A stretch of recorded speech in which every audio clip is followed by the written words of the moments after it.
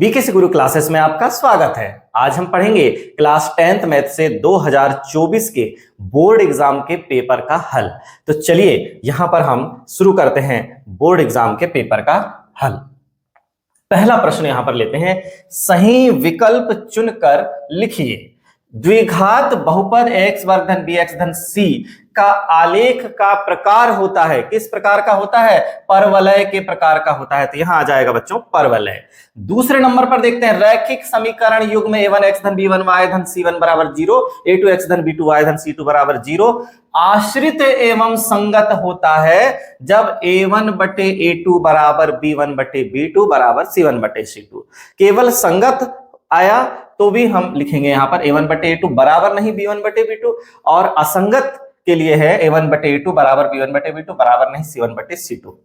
आश्रित एवं संगत है तो a1 बटे a2 बराबर b1 बटे b2 बराबर c1 बटे c2। तीसरा नंबर है, द्विघात समीकरण x वर्ग धन bx धन c बराबर 0 के कोई मूल वास्तविक नहीं होते हैं जब विविक्त कर का मान शून्य से छोटा होता है, अर्थात ऋणात्मक होता है। तो शून्य से छोटा देखिए विविक्त कर कहां, जरा ये देखिए यहां पर विविक्त कर क्या है, शून्य से छोटा है। b वर्ग ऋण 4ac इज लेस देन 0 है ना। तो यहां ऐसी स्थिति में मूल वास्तविक नहीं होते हैं। अब चौथा देखिए, एपी दी गई है हमें, एपी क्या दी गई है, देखिए एपी दी गई है यहां पर ऋण 3 ऋण 1 बटे 2 2 डैश डैश डैश का 11वां पद ज्ञात करना है। तो प्रथम पद क्या है, इसमें ऋण 3 है। सार्वांतर क्या है, देखिए बाद वाले में से पहले वाले को घटा देना है। आप किसी भी एक ग्रुप को ले लीजिए, 2 है, 2 में से ऋण 1 बटे 2, ये कितना हो जाएगा, 2 धन 1 बटे 2, 2 और आधा मिलकर क्या हो जाएगा 2.5 यानी 5 बटे 2।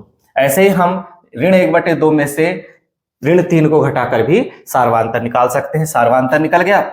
11वां पद A11 यानी 1 राजा और 10 सिपाही है ना, A प्लस 10D। A कितना है, ऋण 3 है, प्लस 10, D का मान कितना है 5 बटे 2 है, 2 से 2 कट गया तो 2 पंचे 10, फिर ये 5 25, ऋण 3 धन 25 मतलब यहां पर आ गया 22। तो कौन सा उत्तर हमारा सही है, हमारा उत्तर सही है यहां पर 22। पांचवा देखिए, प्रसिद्ध यूनानी गणितज्ञ थेल्स का समय काल है।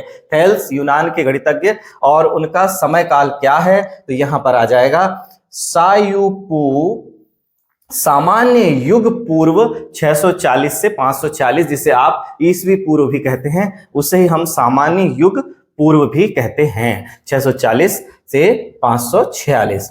अब देखिए बिंदु P 3 2 Q ऋण 2 ऋण 3 के बीच की दूरी हमें बताना है। तो दोनों बिंदुओं के बीच की दूरी हमें निकालना है। तो देखिए क्या है, हमें दूरी का सूत्र क्या दिया हुआ है, PQ बराबर under root x2 minus x1 पूरे का वर्ग धन y2 माइनस y1 पूरे का वर्ग। इसमें हम सीधे सीधे मान रख देंगे। तो यहां पर देखिए x2 के स्थान पर कौन है, ऋण 3 है, ऋण 3 x2 के स्थान पर ऋण 2 है, तो ठीक है यहां रख देंगे ऋण 2। फिर x1 के स्थान पर कितना है 3 है, तो एक ऋण तो परमानेंट ये वाला लगेगा, फिर 3 पूरे का वर्ग धन y2 कौन है, y2 ऋण 3 है सर, ऋण 3, और y1 क्या है 2 है, -2 पूरे का स्क्वायर। तो क्या हो जाएगा देखिए यहां पर हो गया ऋण 5 का वर्ग धन ऋण 5 का वर्ग, यानी यहां भी धन का 25, यहां भी धन का 25, 25 25 हो गया 50। अब 50 हो गया तो 49 से थोड़ा ही ज्यादा है, 50 कैसा है 49 से थोड़ा ही ज्यादा है। तो हमें यहां पर देखना है कि जब हम भागफल विधि से 50 का क्या ज्ञात करेंगे, वर्गमूल ज्ञात करने का प्रयास करेंगे। तो कैसे करेंगे देखिए यहां पर सबसे पहले देखिए 50 क्या है, 50 से छोटी वर्ग संख्या 49 है, 7 का देंगे, 7 सतैया 49 बचा 1, फिर 0 0 उतारेंगे 7 के नीचे, 7 तो ये हो जाएगा 14। अब यहां पर देखिए, यहां पर हम यदि एक बार भी भाग देंगे तो 141 हो जाएगा, इसलिए हम यहां पर कितने बार देंगे, 0 बार देंगे। दशमलव लग गया और कितने बार दिया, 0 बार दिया, तो ये कितना हो जाएगा 140। फिर अगले डबल 0 यहां पर उतर जाएंगे, अगले डबल 0 यहां पर उतर जाएंगे कहां पर, जब हमने भाग दिया 0 का। फिर यहाँ पर 1 करेंगे तो देखिए 1400 है यहाँ पर। फिर यहाँ पर हम 7 बार देते हैं, 7 एकम 7, 7 शून्यम 0, 7 चौके 28 की 8 हासिल का 2, 7 एकम 7, और 8 9। ये देखिए, तो यहाँ पर हमें पता चल गया कि 7.07 लगभग जो है करनी 50 का मान है। इस तरह से हमें यहाँ पर हल करना है बच्चों। फिर आगे देखिए, यहां पर हम ले लेते हैं प्रश्न क्रमांक 2, रिक्त स्थानों की पूर्ति कीजिए। अब रिक्त स्थान हमारे पास क्या है? करणी 3 एक क्या है? अपरिमेय संख्या है। करणी 3 क्या है? एक अपरिमेय संख्या है। फिर दूसरा देखिए, चर x के बहुपद px में x की उच्चतम घात खालिस्तान कहलाती है। क्या कहलाती है? बहुपद की घात कहलाती है। बहुपद की घात कहलाती है। देखिए, चर x के कोई बहुपद है जिसमें चर कौन है? x है। बहुपद px में x की जो भी सबसे बड़ी घात रहेगी वही बहुपद की घात कहलाती है। आगे है, द्विघाती समीकरण x वर्ग धन bx धन c बराबर 0 को हल करने हेतु द्विघाती सूत्र खालिस्तान है। क्या है? x बराबर ऋण b धन ऋण अंडर रूट b वर्ग ऋण 4ac पूरे के बटे 2a। ये है द्विघाती सूत्र। आगे देखिए, एक समांतर श्रेणी दी गई है 7 13 19 205 में पदों की संख्या कितनी है? इसमें पदों की संख्या निकालना है हमें। तो पहले देखिए, प्रथम पद क्या है? a बराबर 7 है। सार्वांतर क्या है? जब 13 में से 7 घटाएंगे तो 13 ऋण 7 बराबर 6 है। और अंतिम पद l कितना है? l कितना है? 205 है। तो हमें सूत्र यही लगाना है, l बराबर a plus N minus 1d। जो nवा पद का सूत्र है ना, वही अंतिम पद का भी सूत्र है। तो यहाँ 205 बराबर 7 धन n माइनस 1 और d का मान कितना है? 6 है। ये 7 इधर आके घट जाएगा तो 198 बचेगा और फिर 6 बटे में आ जाएगा और फिर n माइनस 1 6 3 18 और फिर से 6 3 18। तो n बराबर 33 में 1 जुड़ जाएगा तो क्या बन जाएगा? n बराबर हो जाएगा 34। तो यहाँ पर कितना आ जाएगा बच्चों? यहाँ पर आ जाएगा पदों की संख्या 34 होगी। फिर देखिए, सभी खालिस्तान त्रिभुज समरूप होते हैं। सभी समबाहु त्रिभुज समरूप होते हैं। सभी समबाहु त्रिभुज समरूप होते हैं। त्रिज्या r वाले वृत्त के एक त्रिज्यखंड जिसका कोण अंशों में थीटा है कि संगत चाप की लंबाई का क्या सूत्र होता है? चाप की लंबाई बराबर थीटा बटे 360 2 पाई r। चाप की लंबाई का क्या सूत्र है? थीटा बटे 360 2 पाई r। अब चलिए नेक्स्ट, यहां पर अगला देखते हैं, निम्नलिखित में सत्य असत्य लिखना है। तो देखिए, वृत्त को 2 बिंदुओं पर प्रतिच्छेद करने वाली रेखा को तिर्यक छेदी रेखा या छेदक रेखा कहते हैं। बिल्कुल यह कथन सत्य है। छेदक रेखा का आप विशेष रूप से ध्यान रखेंगे। अब एक निश्चित घटना की प्रायिकता 1 होती है, यह कथन भी सत्य है। निश्चित घटना है तो उसकी प्रायिकता 1 होती है, असंभव घटना है तो उसकी प्रायिकता 0 होती है। आगे, अर्धगोले के आयतन का सूत्र 1/3 पाई r क्यूब है जबकि r गोले की त्रिज्या है। नहीं, अर्धगोले के आयतन का सूत्र 2/3 पाई r क्यूब है जहां r गोले की त्रिज्या है। 1/3 नहीं, 2/3। अब आगे देखिए, तो ये क्या हो गया? असत्य हो गया। आगे चौथा देखिए, त्रिकोणमितीय अनुपातों की सहायता से किसी वस्तु की ऊंचाई या लंबाई या 2 सुदूर वस्तुओं के बीच की दूरी ज्ञात की जा सकती है। बिल्कुल सत्य है। आगे देखिए, दिए हुए प्रेक्षणों में वह मान जो सबसे अधिक बार आता है माध्य कहलाता है। नहीं, सबसे अधिक बार आने वाला आंकड़ा जो है क्या कहलाता है? बहुलक कहलाता है। आगे देखिए, किसी प्रयोग की सभी प्रारंभिक घटनाओं की प्रायिकताओं का योग 1 होता है। बिल्कुल सत्य है। जैसे हमने एक सिक्का उछाला तो उसकी प्रारंभिक घटना क्या हो सकती है? प्रारंभिक घटना में केवल एक ही अवयव होना चाहिए। एक बार चित आएगा तो 1/2, एक ही अनुकूल परिणाम होना चाहिए। और यहां पर देखिए, पट आएगा तो 1/2, यानी परिणाम केवल 1 हो। ऐसी घटना जिसका केवल एक ही परिणाम हो तो वो घटना प्रारंभिक घटना कहलाती है। तो चित और पट आने वाली बात है ही नहीं। केवल चित आएगा 1 परिणाम, केवल पट आएगा 1 परिणाम। जैसे एक पासे को हम फेंकते हैं तो एक ही परिणाम की क्या क्या घटनाएं हो सकती हैं? 1 आ सकता है 1 परिणाम, फिर 2 आ सकता है फिर 1 परिणाम, 3 आ सकता है 1 परिणाम, 4 आ सकता है 1 परिणाम, 5 आ सकता है 1 परिणाम और 6 आ सकता है 1 परिणाम। तो जिसका एक ही परिणाम हो, तो ऐसी घटनाएं कितनी हैं? पासे के पास 6 हैं, है ना। तो क्षयों की प्रायिकता कितनी है, 1/6 1/6, और सबको जब हम जोड़ देंगे तो 1 प्राप्त होगा। तो वे घटनाएं जिनका केवल एक ही परिणाम हो प्रारंभिक घटनाएं कहलाती हैं।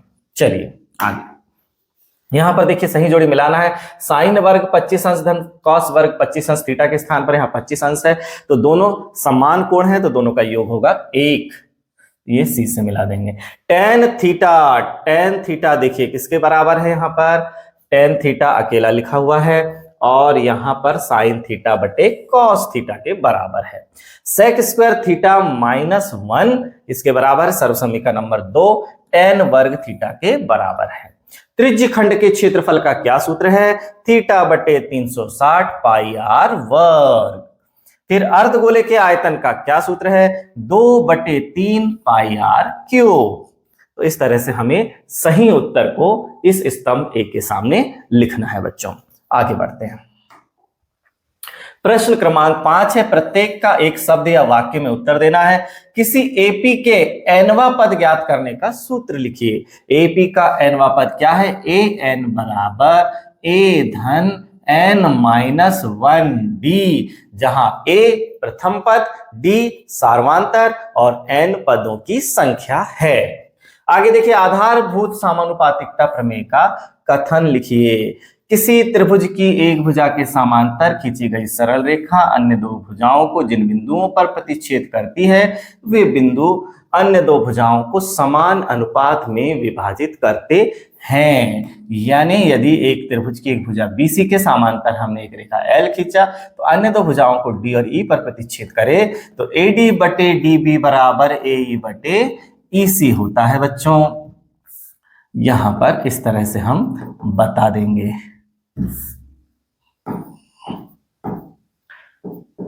AE बटे EC। अब अगला देखिए, वृत्त की छेदक रेखा की परिभाषा लिखिए। वृत्त को दो बिंदुओं पर प्रतिच्छेद करने वाली रेखा को ही वृत्त की क्या कहते हैं, छेदक रेखा कहते हैं। देखिए यहां पर A और B दो बिंदुओं पर प्रतिच्छेद कर रही है, यह छेदक रेखा है। वृत्त को केवल एक बिंदुओं पर स्पर्श करती हुई जाने वाली रेखा को स्पर्श रेखा कहते हैं, लेकिन दो बिंदुओं पर छेदते हुए निकल रही है तो उसे इसलिए छेदक रेखा कहते हैं। द्विघात बहुपद x वर्ग धन b x धन c के शून्यकों के गुणनफल का सूत्र क्या है, शून्यकों का गुणनफल होता है c बटे a, यानी अचर पद बटे x वर्ग का गुणांक। वृत्त के स्पर्श बिंदु की परिभाषा लिखिए। वृत्त को केवल एक बिंदु पर स्पर्श करने वाली रेखा क्या थी, स्पर्श रेखा थी। अब हमको क्या कहना है, स्पर्श रेखा और वृत्त के उभयनिष्ठ बिंदु को स्पर्श बिंदु कहते हैं। स्पर्श रेखा से ही स्पर्श बिंदु की परिभाषा कैसे निकल कर आई, स्पर्श रेखा और वृत्त के उभयनिष्ठ बिंदु को क्या कहते हैं, स्पर्श बिंदु कहते हैं। आगे है, एक वृत्त के वृत्तखंड के क्षेत्रफल का सूत्र लिखिए। वृत्तखंड का क्षेत्रफल क्या होता है, देखिए सबसे पहले आप वृत्तखंड समझे। ये वृत्त है और यहाँ पर जीवा द्वारा जो खंड निर्मित किया जाता है ये वृत्तखंड है। वृत्तखंड का सूत्र क्या होगा, यदि हम इसे त्रिज्याओं से मिलाएं तो ये देखिए ये पूरा भाग क्या बन गया, ये पूरा भाग त्रिज्यखंड बन गया, जिसमें से ये नीचे वाला जो भाग है ये क्या बन गया, ये वृत्तखंड है। तो हमें पता है कि त्रिज्यखंड से ही यदि हम त्रिभुज का क्षेत्रफल को घटा देंगे तो वृत्तखंड प्राप्त होगा। तो क्या हो जाएगा, वृत्तखंड बराबर वृत्तखंड है ना, वृत्तखंड का क्षेत्रफल बराबर संगत, ये देखो संगत त्रिज्यखंड का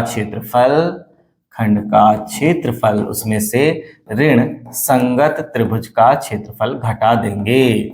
संगत त्रिभुज है ना, मान लो ये OAB है तो OAB भी लिख सकते हैं, OAB का क्षेत्रफल। संख्याओं 6 और 20 का HCF ज्ञात कीजिए। तो देखिए कैसे होगा, सबसे पहले 6 के अभाज्य गुणनखंड कर लेंगे तो 2 का देंगे, 2 तिया 6, 3 एकम 3, 6 बराबर 2 की घात 1 गुणा 3 की घात 1, ये कर लिया। फिर 20 के अभाज्य गुणनखंड कर लेंगे, ये देखिए 20 में 2 का दिया, 2 एकम 2, 2 शून्यम शून्य, 2 पंचे 10, 5 एकम 5, तो 20 बराबर हो गया, 2 कितने बार आया, 2 बार आया, 5 कितने बार आया, 1 बार आया, तो 2 की घात 2 गुणा 5 की घात 1। HCF ज्ञात करना है। HCF किसका? 6 और 20 का। संख्याओं में संबद्ध प्रत्येक उभयनिष्ठ अभाज्य गुणनखंडों की सबसे छोटी घात लेना है। तो सर उभयनिष्ठ तो केवल कौन है? 2 है, लेकिन यहाँ घात 2 है, यहाँ घात 1 है, तो 2 की घात 1, 2 की घात 1 मतलब 2। HCF कितना आया? 2 आया। अब आगे देखिए, इसका अथवा का प्रश्न है। संख्या 140 को अभाज्य गुणनखंडों के गुणनफल के रूप में व्यक्त करना है। 140 के अभाज्य गुणनखंड करने के लिए क्या करना पड़ेगा? देखिए, 2 सत्ते 14, 2 शून्यम शून्य, फिर 2 का दिया, 2 तिया 6 बचा 1, 2 पंचे 10, फिर 5 का दिया, 5 7 35, और फिर 7 का दिया, 7 एकम 7। तो क्या हो जाएगा? 140 बराबर 2 गुणा 2 गुणा 5 गुणा 7, जिसे हम लिख सकते हैं 140 बराबर 2 की घात 2 गुणा 5 की घात 1 गुणा 7 की घात 1। ये हमारा आंसर है बच्चों। चलिए अब बढ़ते हैं आगे।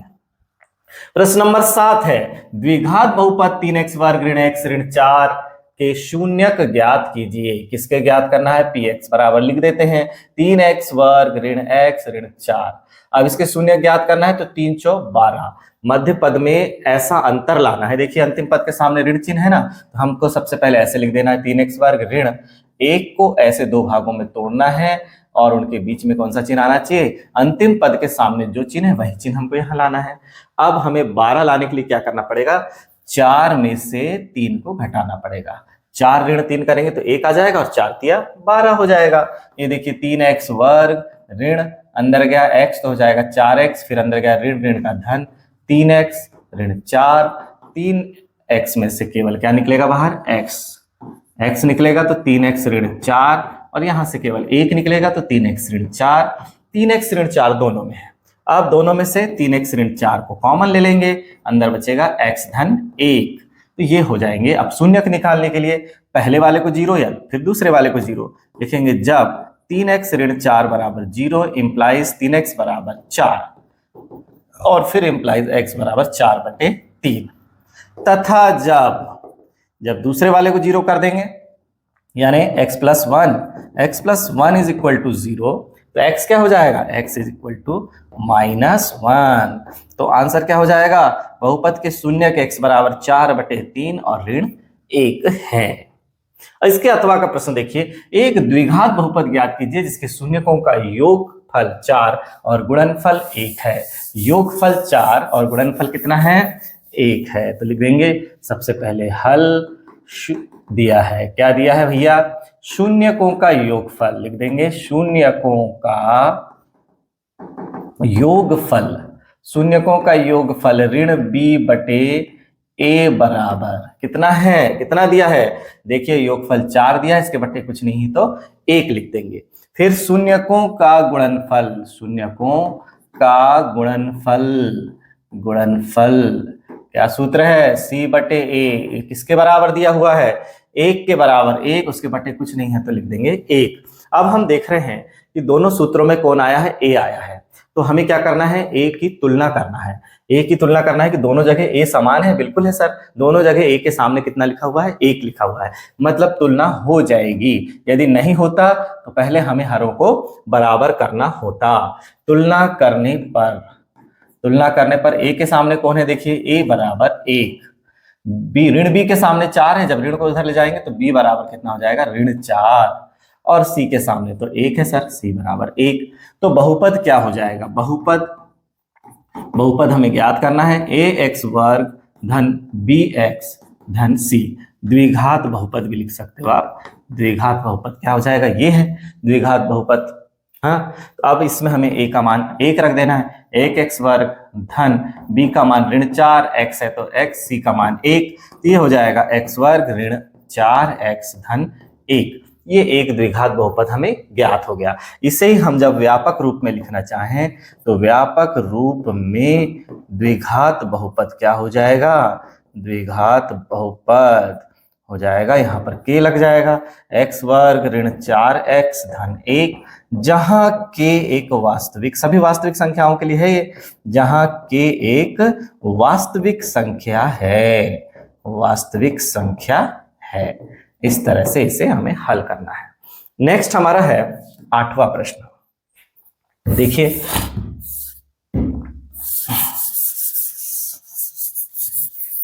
पढ़िए 8वां, निम्नलिखित समीकरण युग्म के लिए A1 बटे A2 B1 बटे B2 C1 बटे C2 के अनुपात के ज्ञात कीजिए और बताइए कि हल संगत है या असंगत है। तो सबसे पहले हमारे पास समीकरण क्या दिए हुए हैं, हल 8वें का। तो हमारे पास समीकरण दिए है 5x ऋण 4y धन 8 बराबर 0, इसको देते हैं समीकरण नंबर 1।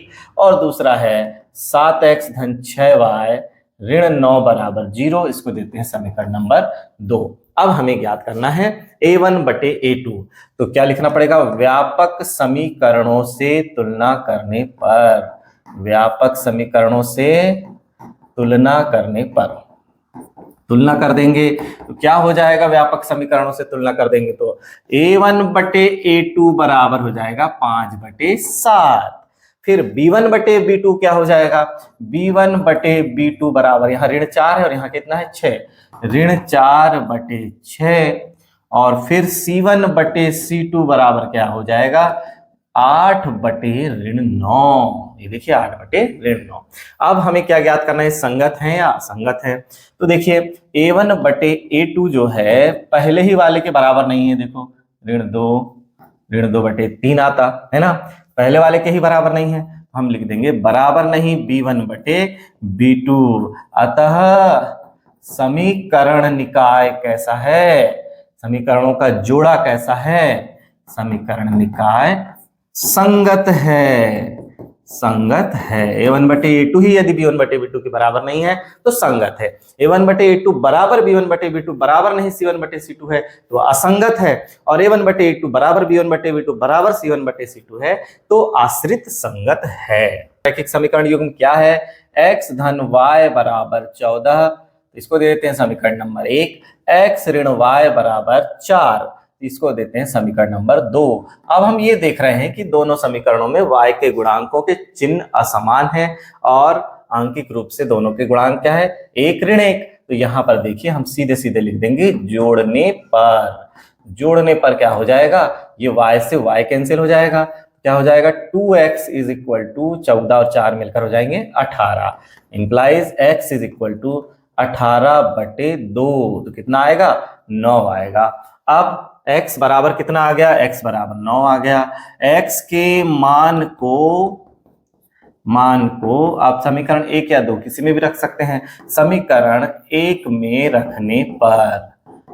रखने पर क्या हो जाएगा, समीकरण 1 क्या है, x धन y बराबर 14 है। यहाँ पर हमको क्या रखना है, x का मान 9 रखना है तो 9 धन y बराबर हो गया 14, तो y बराबर हो जाएगा 14 ऋण 9। तो y बराबर हमें क्या प्राप्त हुआ, y बराबर हमें प्राप्त हो जाएगा सीधे 5। तो आंसर हो जाएगा x बराबर 9 और y बराबर 5, है ना बच्चों, आसान।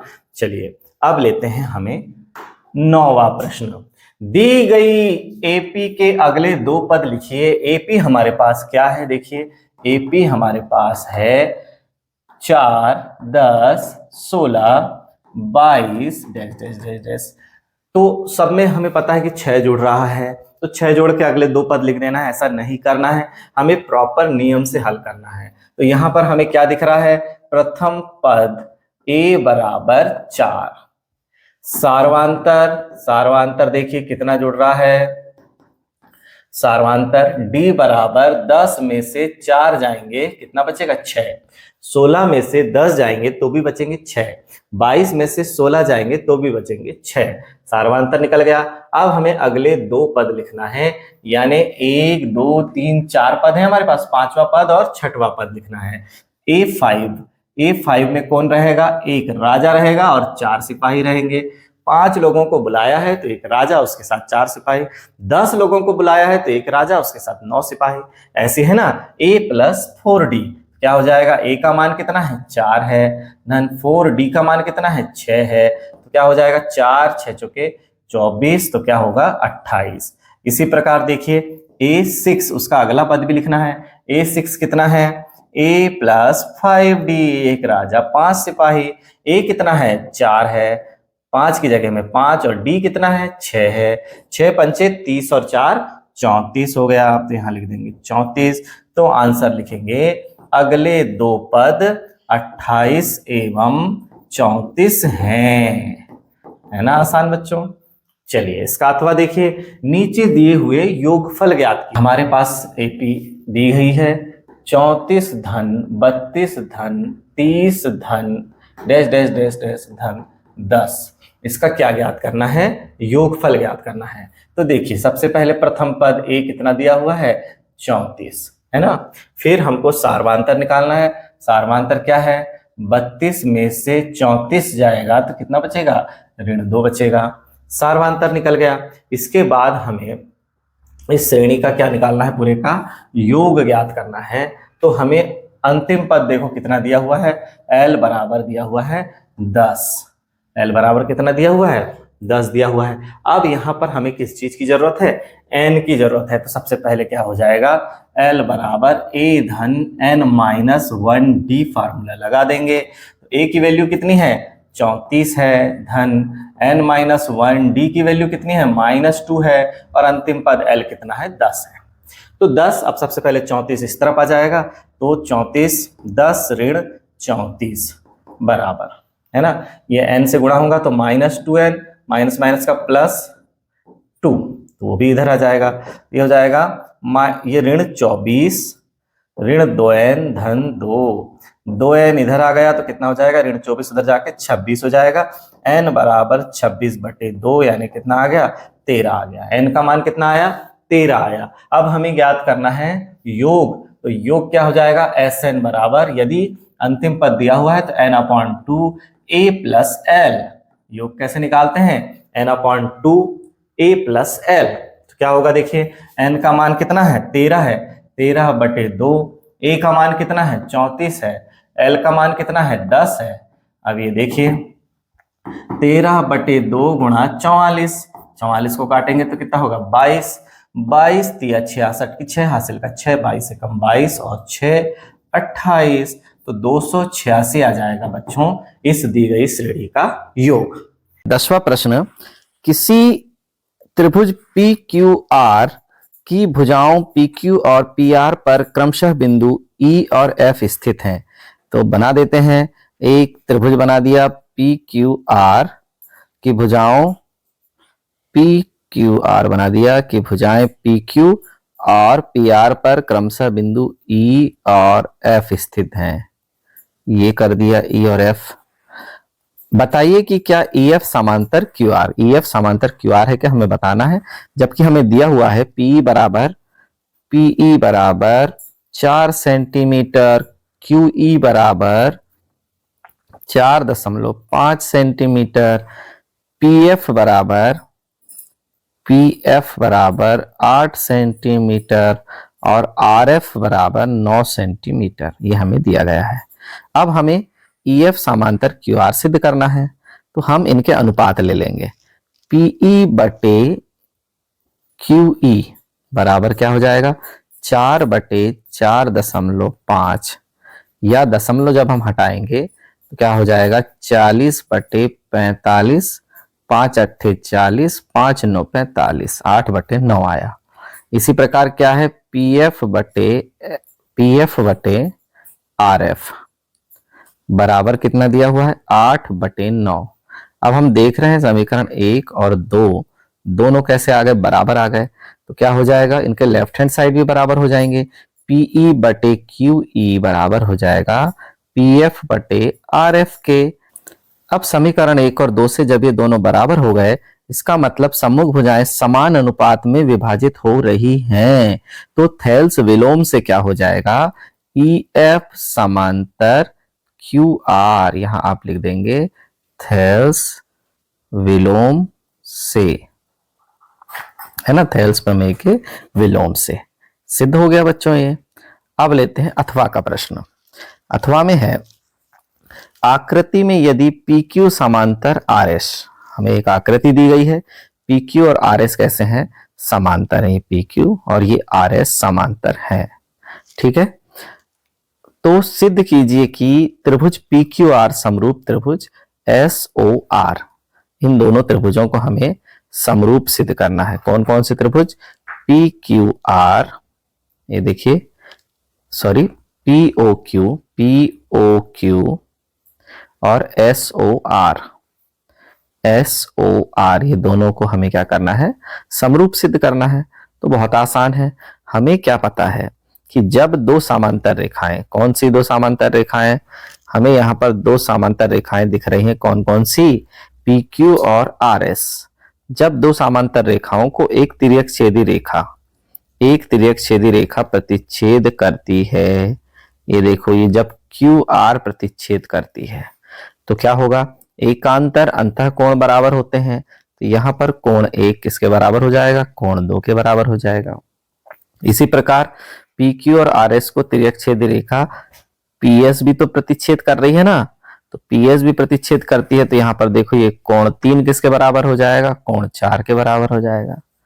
और ये शीर्षाभिमुख कोण भी दोनों के कैसे हैं, बराबर है। कोण 5 किसके बराबर हो जाएगा, कोण 6 के बराबर हो जाएगा। तो हमें यहाँ पर ये सिद्ध हो जाएगा, कोण कोण कोण समरूपता प्रमेय से ये दोनों त्रिभुज समरूप हो जाएंगे बच्चों। ठीक है, चलिए अब आगे बढ़ते हैं। 11वां प्रश्न है, बिंदुओं ऋण 5 7 और ऋण 1 3 के बीच की दूरी ज्ञात कीजिए। चलिए दोनों बिंदुओं के बीच की दूरी ज्ञात करते हैं। दूरी सूत्र लगा देंगे। तो सबसे पहले हमें क्या हो जाएगा, PQ बराबर क्या प्राप्त हो जाएगा, √-1 और ये -5 है तो -5 मिलकर हो जाएगा +5 पूरे का स्क्वायर प्लस 3 - 7 पूरे का स्क्वायर। ये हो गया √4 का वर्ग धन ऋण 4 का वर्ग। कितना हो गया, दोनों जगह 16 16 32 आ गया। 32 आ गया तो 2 गुणा 2 गुणा 2 गुणा 2 गुणा 2, तो 2 गुणा 2 बाहर निकल जाएगा, यानी 4 करनी 2 इकाई हो जाएगी इन दोनों के बीच की दूरी। अगला है, निर्धारित कीजिए कि क्या बिंदु 1 5 2 3 ऋण 2 ऋण 11 संरेखी हैं। तो इनमें हमें एक बिंदु को P मान लेना है, एक को Q मान लेना है, एक को R मान लेना है, या हम एक को A मान सकते हैं, एक को B मान सकते हैं और एक को C मान सकते हैं। तो हमें क्या निकालना है, सबसे पहले AB निकालना है। फिर AB निकाल लो, क्या हो जाएगा, 2 ऋण 1 पूरे का वर्ग यानी 1 का वर्ग, फिर 3 ऋण 5 पूरे का वर्ग यानी ऋण 2 का वर्ग। कितना आया AB हमारा, 4 और 1 5 करनी 5 आया। फिर हम BC निकाल लेंगे। तो BC क्या हो जाएगा, ऋण 2 पूरे का वर्ग यानी ऋण 4 का वर्ग, ऋण 11 ऋण 3 पूरे का वर्ग यानी ऋण 14 का वर्ग। कितना हो जाएगा, यहाँ पर 16 और यहाँ पर 196, 196 और 16 कितना हो जाएगा, √112। ठीक है, अब हम निकाल लेंगे AC। AC क्या निकलेगा, देखिए A और C यानी √-2 - 1 पूरे का वर्ग और -11 - 5 पूरे का वर्ग, -11 - 5 पूरे का वर्ग। तो AC कितना हुआ, ये ऋण 3 का वर्ग हो गया 9 और ऋण 16 का वर्ग हो गया 256। अब ये कितना हो जाएगा, AC बराबर √265। तो यहां पर हम देख रहे हैं कि AB और BC छोटे हैं और AC बड़ा है। तो AB और BC दो छोटों का योग है ना, दो छोटों का योग यदि तीसरे के बराबर हो जाता तो संरेखी होते। AC के बराबर हो रहा है क्या, नहीं हो रहा है, is not equal to AC, अतः बिंदु ABC संरेखी नहीं है। 12वां प्रश्न है, y का वह मान ज्ञात कीजिए जिसके लिए बिंदु P 2 ऋण 3 Q 10y के बीच की दूरी 10 मात्रक है। तो दोनों के बीच की दूरी 10 मात्रक है, तो हम यहां पर 10 लिख देंगे और जगह कम होने के कारण शॉर्ट में करते हैं। 10 में से 2 गए तो 8, 8 का वर्ग धन y में से 3 गए और एक ऋण है तो y धन 3 पूरे का वर्ग। तो इसे हम लिख देंगे 100 बराबर, वर्गमूल हटेगा तो हो जाएगा वर्ग, 100 बराबर 64 धन, अब यहां पर देखिए a वर्ग यानी y वर्ग धन 3 का वर्ग यानी 9 धन 2ab यानी 6y। तो इसे 100 का भी पक्षांतर उस तरफ कर देंगे तो क्या हो जाएगा, यहां पर हो जाएगा y वर्ग धन 6y धन 73 ऋण 100।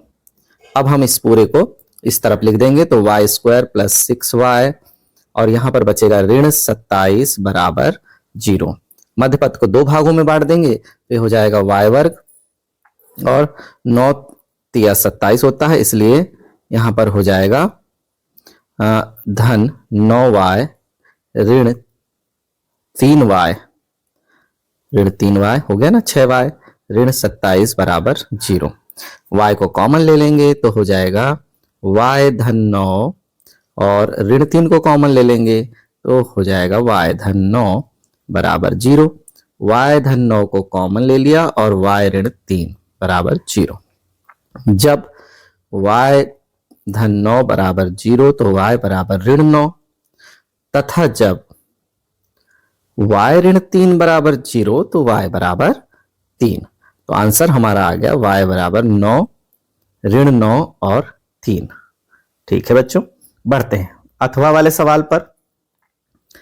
किसी बिंदु A के निर्देशांक ज्ञात कीजिए जहां AB एक वृत्त का व्यास है जिसका केंद्र 2 ऋण 3 है तथा B के निर्देशांक 1 4 है। हाँ, तो हमारे पास क्या है, एक वृत्त है।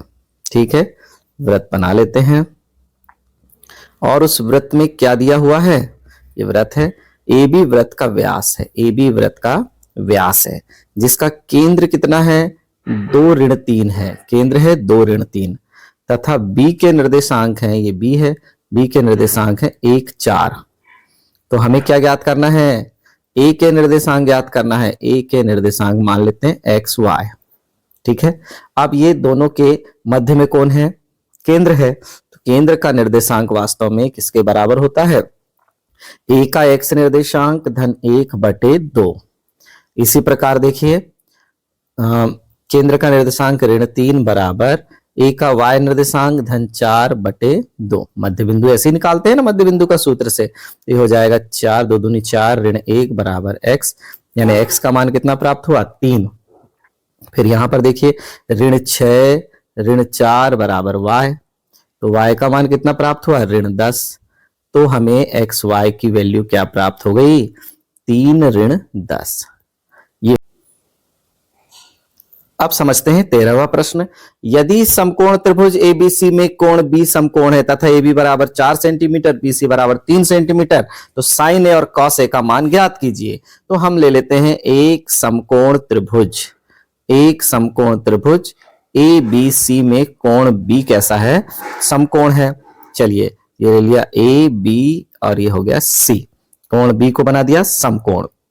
अब यहां पर हमें क्या क्या दिया हुआ है, अनुपात के रूप में नहीं दिया गया, केवल मान के रूप में ही दिया गया है। AB बराबर है 4 सेंटीमीटर और BC बराबर है 3 सेंटीमीटर। तो पाइथागोरस प्रमेय से जब हम इसे हल करेंगे तो AC का वर्ग बराबर 4 का वर्ग मतलब 16 और 3 का वर्ग यानी 9, तो AC बराबर 25 है, तो 25 का वर्गमूल हो जाएगा 5 सेंटीमीटर हमें AC प्राप्त हो जाएगा। और इसके बाद जब हमें AC प्राप्त हो चुका है तो हमें निकालना है sign A।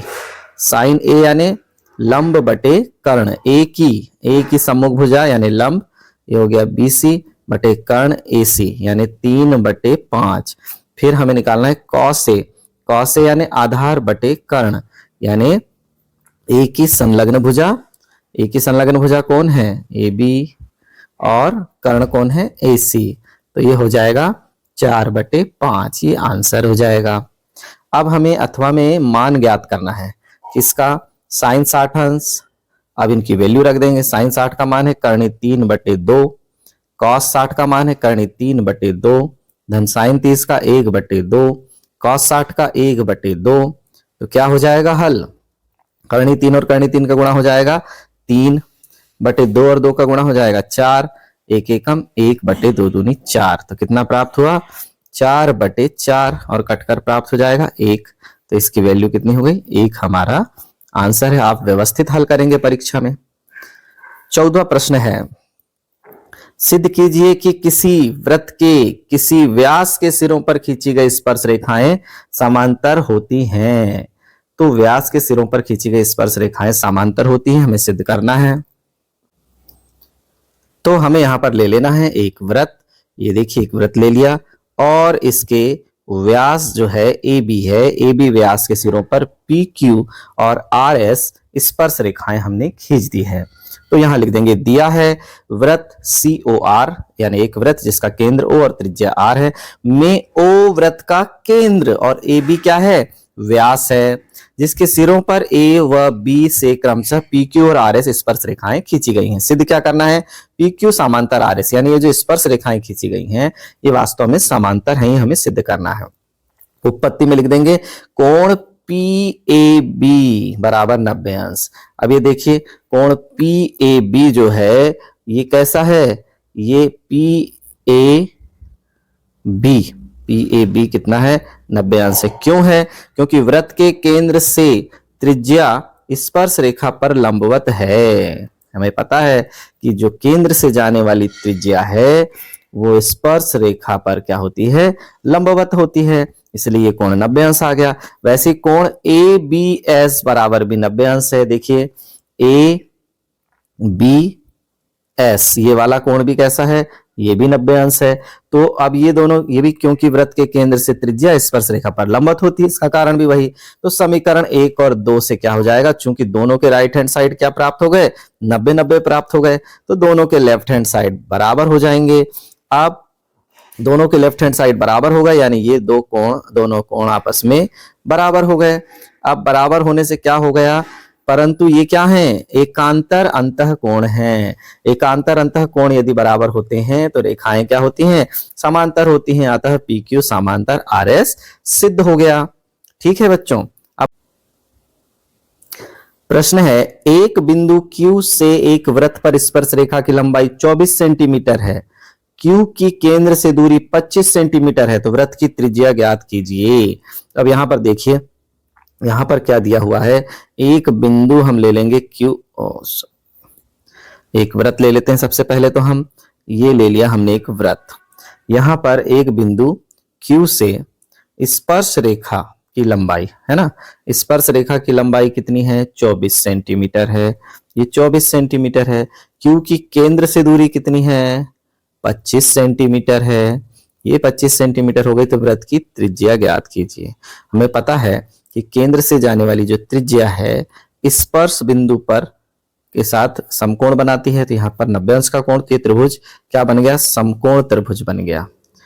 P O Q क्या हो गया, एक समकोण त्रिभुज हो गया। तो समकोण त्रिभुज पी ओ क्यू में ओ क्यू का वर्ग वास्तव में क्या हो जाएगा, ओ क्यू का वर्ग यानी कर्ण का वर्ग लंब और आधार के वर्गों के योग के बराबर हो जाएगा। ओ पी का वर्ग धन पी क्यू का वर्ग।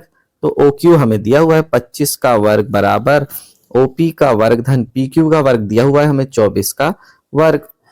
25 गुणा 25 625 हो गया। ओपी का वर्ग 24 गुणा 24 576 हो गया।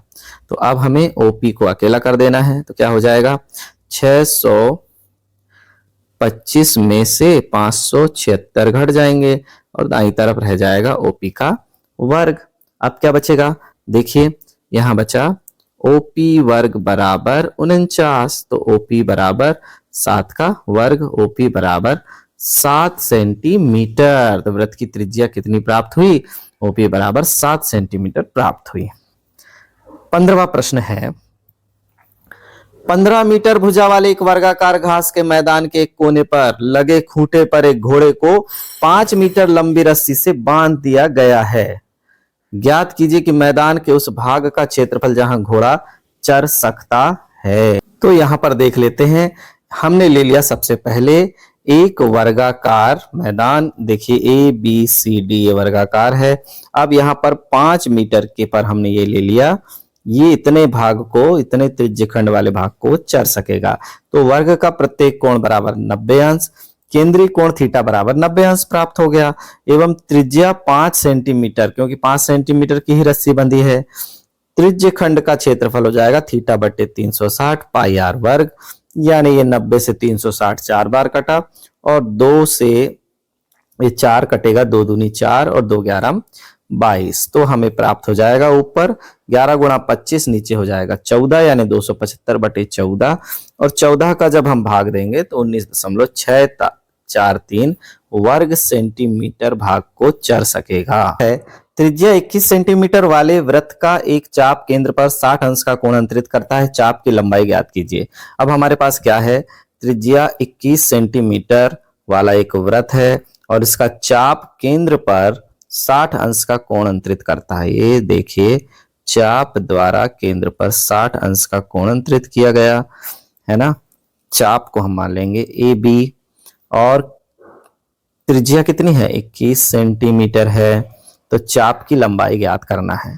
तो हमें दिया है, लिख देंगे क्या क्या दिया है, दिया है वृत्त की त्रिज्या, त्रिज्या r बराबर 21 सेंटीमीटर और केंद्रीय कोण थीटा बराबर 60 अंश। तो चाप की लंबाई, चाप ए बी की लंबाई या चाप की लंबाई भी लिख सकते हैं, बराबर थीटा बटे 360 2 पाई आर। थीटा का मान है 60 बटे 360, 2 पाई का मान 22 बटे 7, त्रिज्या का मान 21, 7 3 21 और 6 6 36। कितना प्राप्त हो जाएगा, अब ऊपर हो गया 2 3 6, 2 से 2 कट, तो हो जाएगा ऊपर ये 3 से 3 कैंसिल, तो 22 सेंटीमीटर। तो चाप की लंबाई कितनी प्राप्त हुई, 22 सेंटीमीटर। 16वां प्रश्न देखते हैं। हम एक पासे को एक बार फेंकते हैं, ज्ञात कीजिए 4 से बड़ी संख्या प्राप्त होने की प्रायिकता। तो क्या हो जाएगा, देखिए हल में, पासे को फेंकने पर, पासे को फेंकने पर कुल परिणाम क्या हो जाएंगे, S बराबर 1 2 3 4 5 6, है ना, ये कुल परिणाम हुआ। तो कुल परिणामों की संख्या NS बराबर कितनी प्राप्त हो जाएगी, 6। अब 4 से बड़ी संख्या प्राप्त होने के अनुकूल परिणाम, 4 से बड़ी संख्या प्राप्त होने के अनुकूल परिणाम, क्या क्या अनुकूल परिणाम है इसके, E1, अभी देखो दो प्रायिकताएं हैं, E1 बराबर कितना है, 5 और 6 है, तो NE1 बराबर कितना हो जाएगा, 2। तो PE1 यानी पहली वाली प्रायिकता हमारी क्या निकल के आई, 2 NE1 बटे NS, यानी 2 बटे 6 कटेगा तो 1 बटे 3। ठीक है, इसी प्रकार ये पहली घटना हो गई। अब दूसरा देखिए, दूसरी घटना क्या है, 4 से छोटी संख्या प्राप्त होने के, 4 से छोटी संख्या प्राप्त होने के अनुकूल परिणाम, अनुकूल परिणाम क्या हो जाएंगे, NE2 बराबर, 4 से छोटी संख्या कौन कौन है, 1 2 3, E2 बराबर 1 2 3 आ गया, तो NE2 बराबर क्या हो जाएगा, 3। तो प्रायिकता हो जाएगी PE2 बराबर NE2 बटे NS, यानी 3 बटे 6 काटेंगे तो 1 बटे 2। ये हमारी प्रायिकताओं के आंसर आ गए बच्चों। अथवा वाला प्रश्न देखिए, अच्छी तरह से फेंटी गई 52 पत्तों की एक गड्डी में से एक पत्ता निकाला जाता है, प्रायिकता परिकलित कीजिए। तो कुल 52 पत्तों की एक गड्डी में से एक पत्ता निकाले जाने का कुल परिणामों की संख्या है 52, NS मिल गया। एक इक्का हो, इक्का होने के अनुकूल परिणामों की संख्या कितनी है, NE1 बराबर है 4, तो प्रायिकता कितनी हो जाएगी, PE1 बराबर हो जाएगा NE1 बटे NS, यानी 4 बटे 52, 1 बटे 13। फिर इक्का नहीं होने की प्रायिकता क्या हो जाएगी, तो यहां देखिए PE1 धन PE2 बराबर कितना होता है, 1 होने की प्रायिकता और ना होने की प्रायिकता। तो PE2 कितनी हो जाएगी, 1 ऋण PE1, यानी 1 ऋण 1 बटे 13। तो यहां प्राप्त हो जाएगा 12 बटे 13। ना होने की प्रायिकता को E2 यदि माने तो इसे E बार भी मान सकते हैं। ठीक है बच्चों, इस तरह से हमें आंसर प्राप्त हो गया। इक्का ना होने की प्रायिकता 12 बटे 13 और इक्का होने की प्रायिकता 1 बटे 13। असंभव घटना किसे कहते हैं, असंभव घटना की प्रायिकता का मान कितना होता है, वह घटना जिसका घटित होना संभव ना हो असंभव घटना कहलाती है और असंभव घटना की प्रायिकता का मान 0 होता है। अथवा देखिए P बराबर 0.95 है, ई नहीं की प्रायिकता ज्ञात कीजिए। तो PE धन PE नहीं बराबर कितना होता है, 1 होता है। P बराबर 0.95 है, PE नहीं बराबर 1, PE नहीं यही रह जाएगा और 1 में से यानी 1 को हम लिख सकते हैं 1.00 दशमलव के 2 अंकों तक, 0.95 इधर आकर घट जाएगा तो कितना बचेगा 0.05। ये घटित ना होने की प्रायिकता निकल जाएगी बच्चों। आगे देखिए, अभाज्य गुणनखंडन विधि द्वारा 8, 9 और 25 का HCF और LCM ज्ञात कीजिए। सबसे पहले 8 के अभाज्य गुणनखंड क्या हो गए, 2 गुणा 2 गुणा 2 मतलब 2 की घात 3। 9 के अभाज्य गुणनखंड लिख देंगे 3 गुणा 3 यानी 3 की घात 2। 25 के अभाज्य गुणनखंड लिख देंगे 5 गुणा 5 यानी 5 की घात 2। तो हमें क्या ज्ञात करना है, HCF 8, 9, 25 संख्याओं में संबद्ध प्रत्येक उभयनिष्ठ अभाज्य गुणनखंडों की सबसे छोटी घात लेना है। अब उभयनिष्ठ अभाज्य गुणनखंड यहाँ कुछ नहीं है, जहां कोई उभयनिष्ठ अभाज्य गुणनखंड नहीं होता उसका HCF कितना होता है, 1 होता है। तो 1 लिख दिया। LCM 8, 9, 25 संख्याओं में संबद्ध प्रत्येक अभाज्य गुणनखंडों की सबसे बड़ी घातों का गुणनफल। 2 की सबसे बड़ी घात 2 की घात 3, 3 की सबसे बड़ी घात 3 की घात 2 और 5 की सबसे बड़ी घात 5 की घात 2, यानी इन्हीं का हमें गुणा करना है। तो क्या हो जाएगा 25 और 25 नम्मा हो जाएगा 225 और 225 का 8 से गुणा कर देंगे। 225 का 8 से गुणा कर देंगे, 8 पंचे 40 की शून्य हासिल का 4, 8 दूनी 16, 17 18 19 20 की शून्य हासिल का 2, 8 दूनी 16 17 1800 आ गया LCM 8, 9, 25 की वैल्यू। दर्शाइए कि 7 करनी 5 एक अपरिमेय संख्या है। तो देखिए यहां माना 7 करनी 5 के विपरीत मानेंगे कि 7 करनी 5 एक परिमेय संख्या है। तो अतः हम ऐसी सहअभाज्य संख्या A और B ज्ञात कर सकते हैं, जहां 7 करनी 5 को क्या लिख सकते हैं, A बटे B के बराबर लिख सकते हैं। ठीक है, तो क्या हो जाएगा 7 आ जाएगा यहां पर बटे में आ जाएगा, तो हो जाएगा करनी 5 बराबर 9 बटे A बटे 7B हो जाएगा।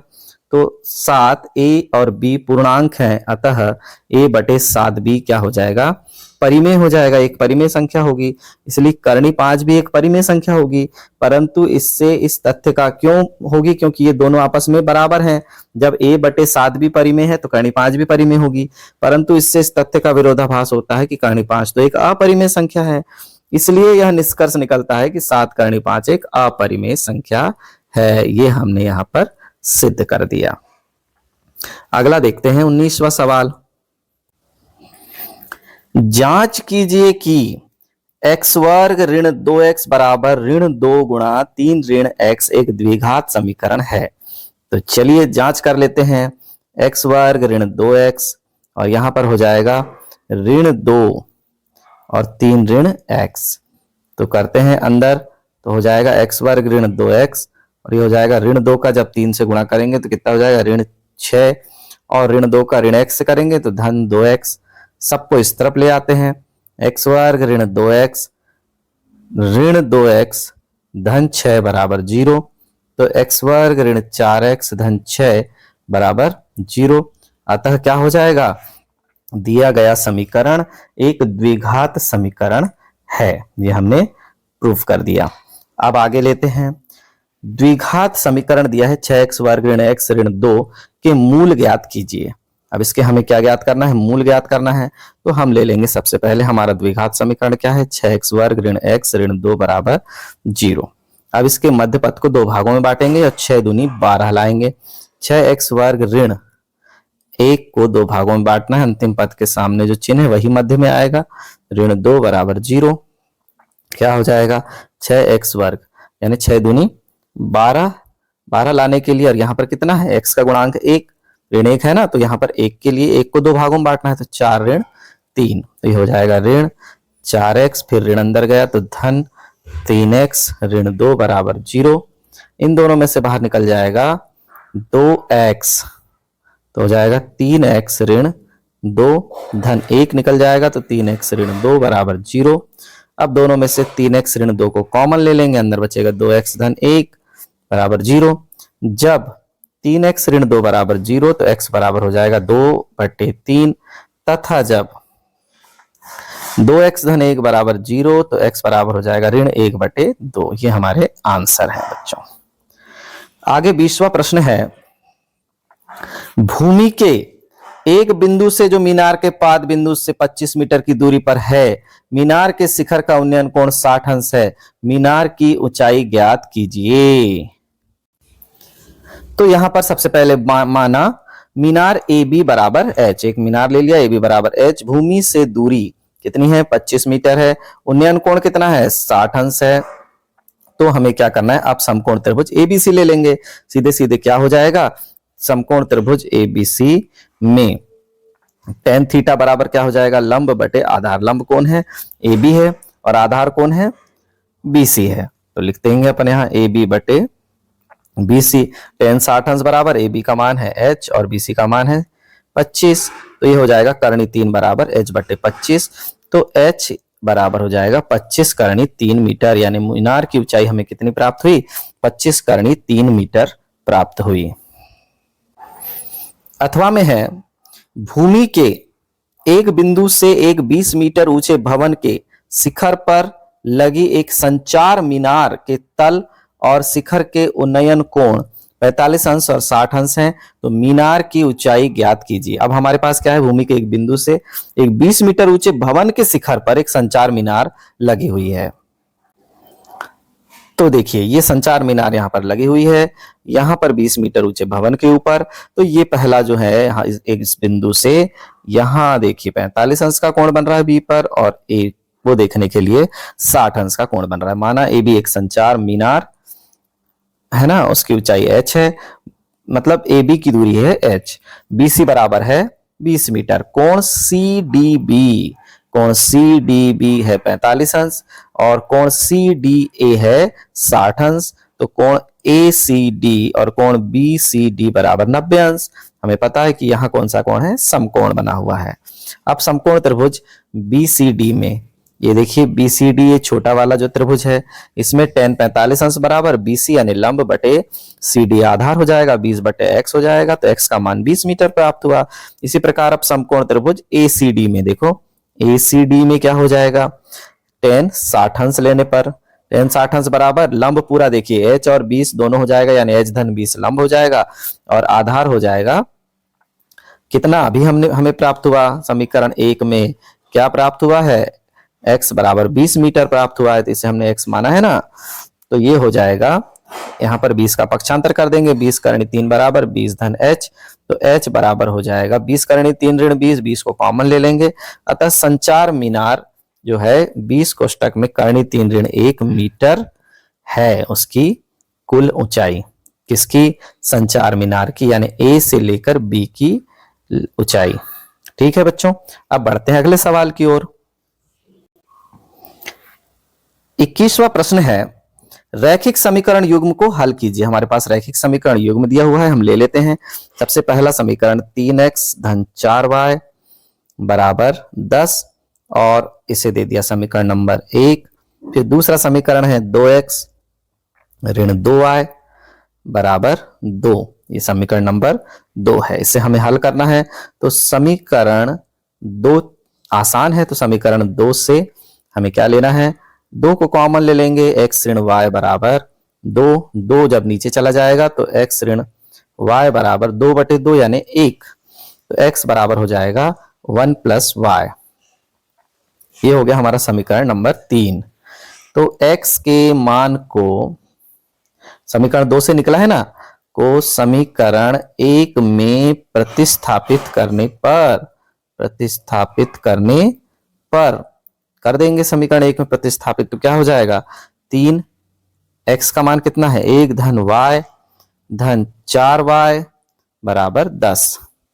तो हमें क्या प्राप्त हो जाएगा, यहां पर देखिए 3 एकम 3 धन 3y धन 4y बराबर 10, तो 7y बराबर हो जाएगा 10 ऋण 3, तो y बराबर हो जाएगा 7 बटे 7 1। y का मान हमें प्राप्त हो गया तो y के मान को समीकरण जो सबसे आसान है तीनों में, सबसे आसान कौन है? समीकरण नंबर 3 है।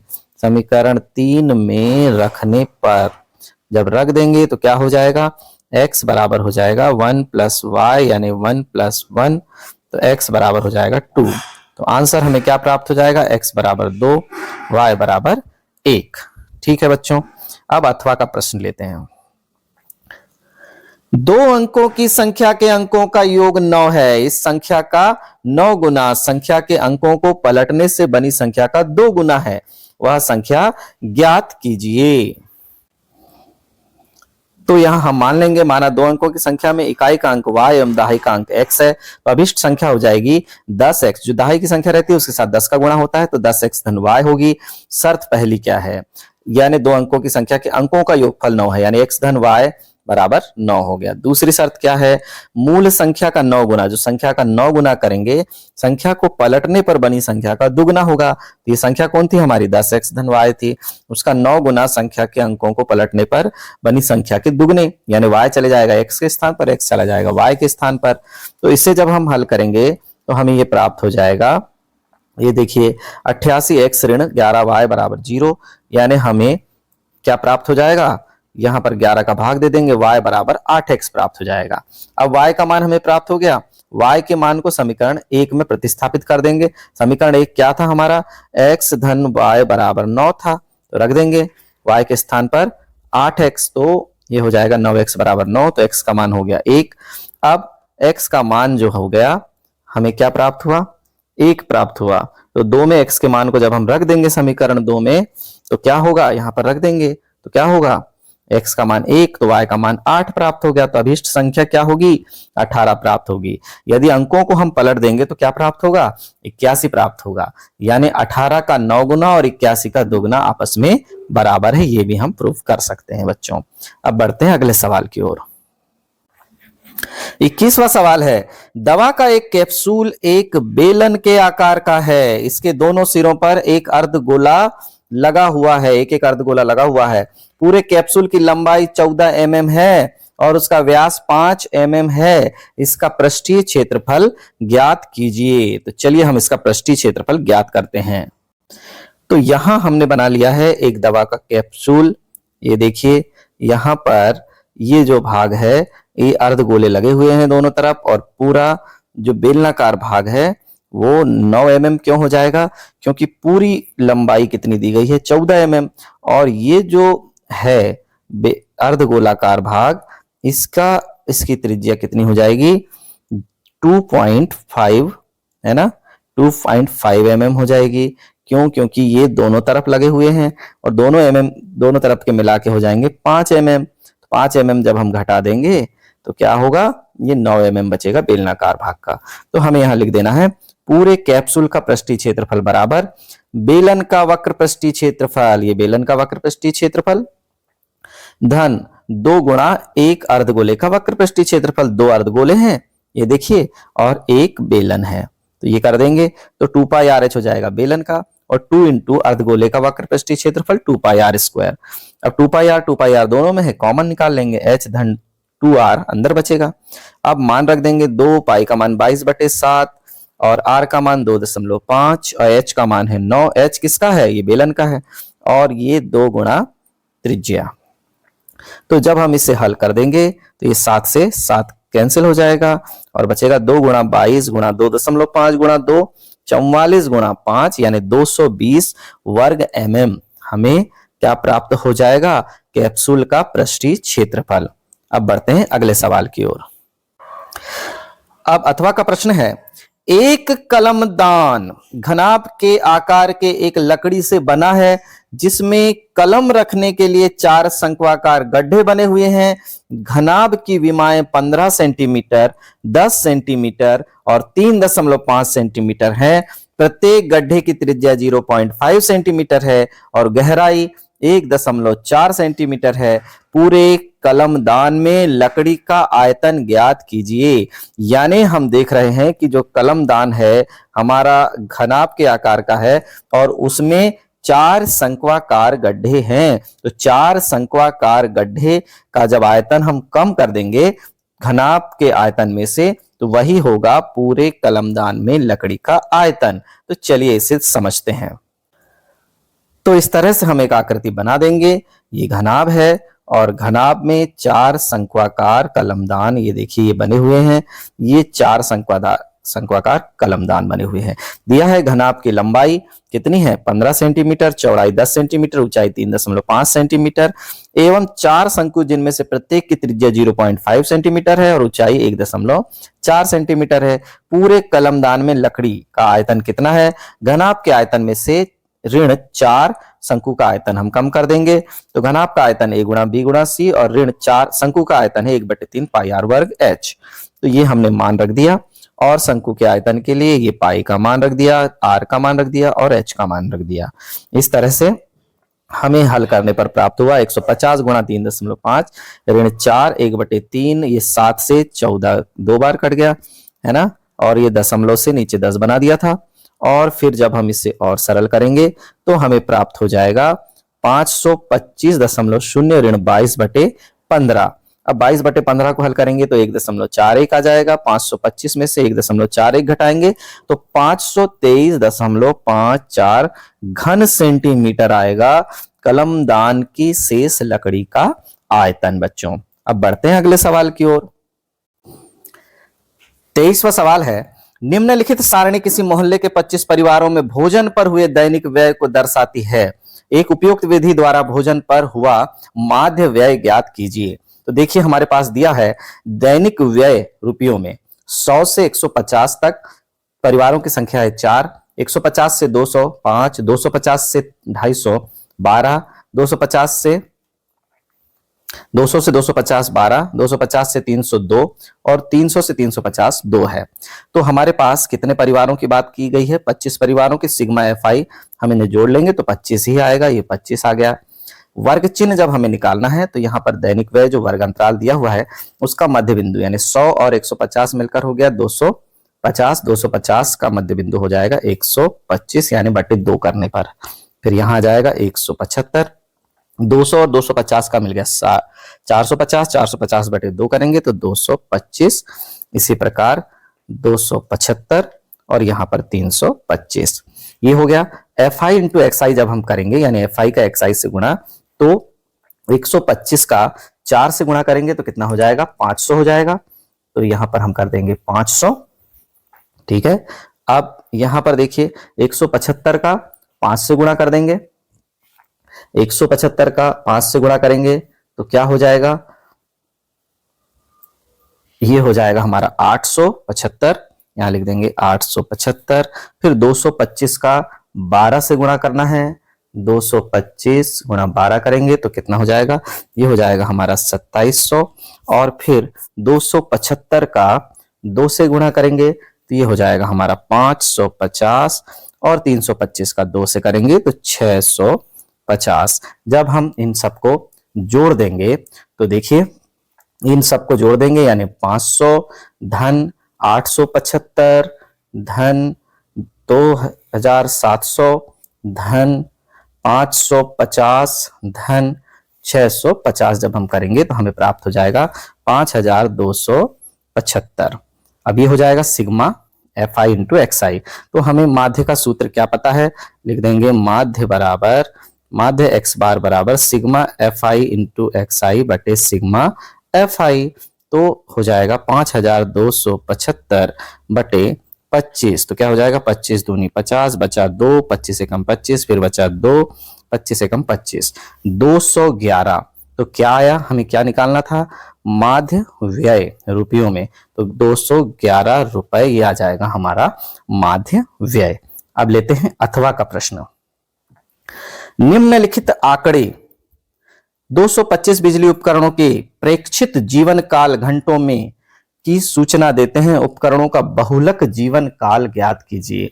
हमने एक बात जानी है कि बहुलक में एक भी टेबल हमें आगे बढ़ाना नहीं होता। तो यहाँ पर हमें जीवन काल दिया हुआ है और ये बारंबारता दी गई है। तो हमें सबसे पहले देखना है कि सर्वाधिक बारंबारता वाला वर्ग कौन सा है। सर्वाधिक बारंबारता है 61, यानी सर्वाधिक बारंबारता वाला वर्ग क्या है हमारे पास? 60 से 80। तो हल में सबसे पहले हमें क्या करना है, चलिए बढ़ते हैं।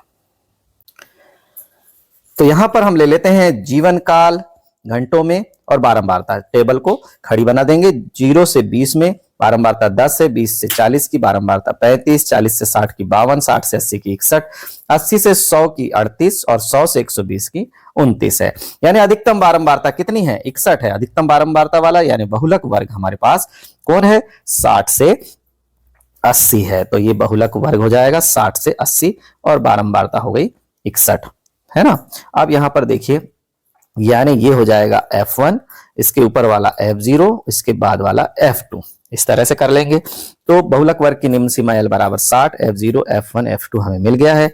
H क्या है, वर्ग अंतराल 0 से 20, 20 से 40, 40 से 60 में कितना अंतर है, 20 का अंतर है। सूत्र है बहुलक बराबर L धन F1 माइनस F0 बटे 2F1 minus F0 minus F2 into H। तो यहाँ मान रख देंगे, L का मान है 60, F1 का 61, F0 का 52, 2F1 यानी 2 इंटू F1 का मान 61 ऋण F0 यानी 52 और F2 यानी 38 को घटा देंगे। तो ये हो जाएगा 60 धन ऊपर बचा 9, नीचे बचा 32 गुणा 20, 32 को 20 से काटेंगे तो 2 से कटेगा, फिर हो जाएगा 60 धन 10 नाम 90 बटे 16। तो ये हो जाएगा 65.625 घंटे।